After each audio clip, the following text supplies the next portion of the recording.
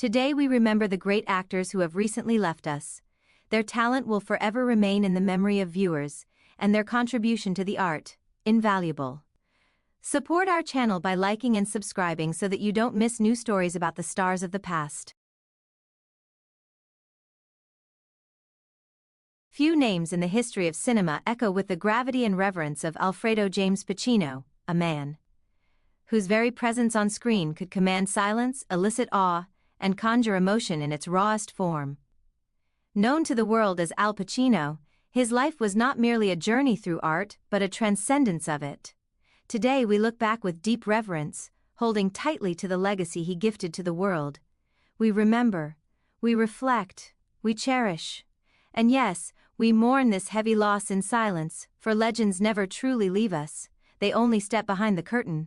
Born on April 25, 1940, in East Harlem, New York City, Pachino was raised in the Bronx by his mother Rose and grandparents after his parents divorced when he was just 2 years old.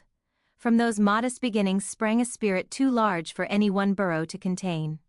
Though the world would come to know him as an actor of immense force, his early years were marked by hardship, rebellion, and uncertainty.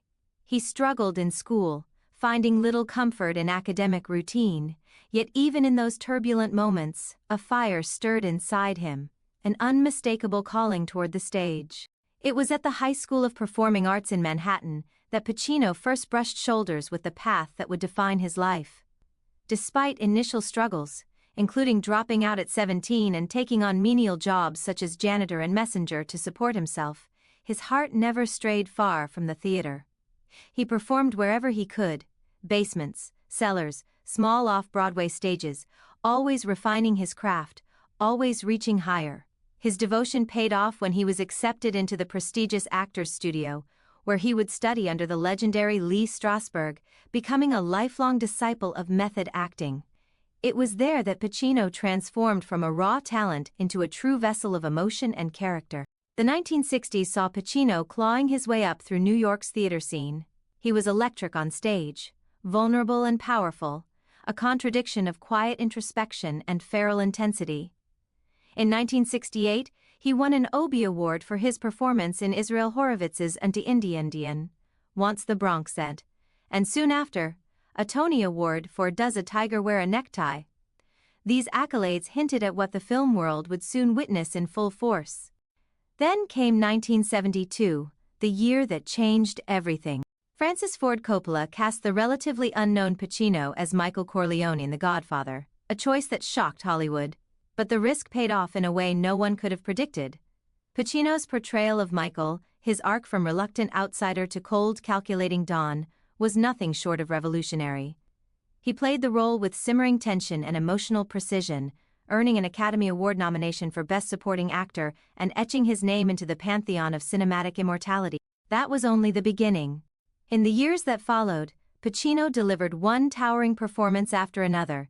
The cocaine-fueled rise and fall of Tony Montana in Scarface 1983, the tragic downward spiral of Sonny in Dog Day Afternoon 1975, the tormented cop in Serpico 1973, and the morally ambiguous detective in Heat 1995.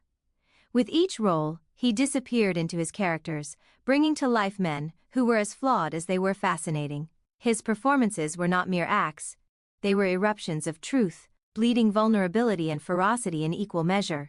Though often remembered for his explosive characters, Pacino's genius lay in his restraint. He could be volcanic, yes, but he could also wield silence like a dagger. The power of a pause, the weight of a stare, these were his weapons. In The Godfather Part II, 1974, he gave what many regard as one of the finest performances in film history, earning his third consecutive Oscar nomination.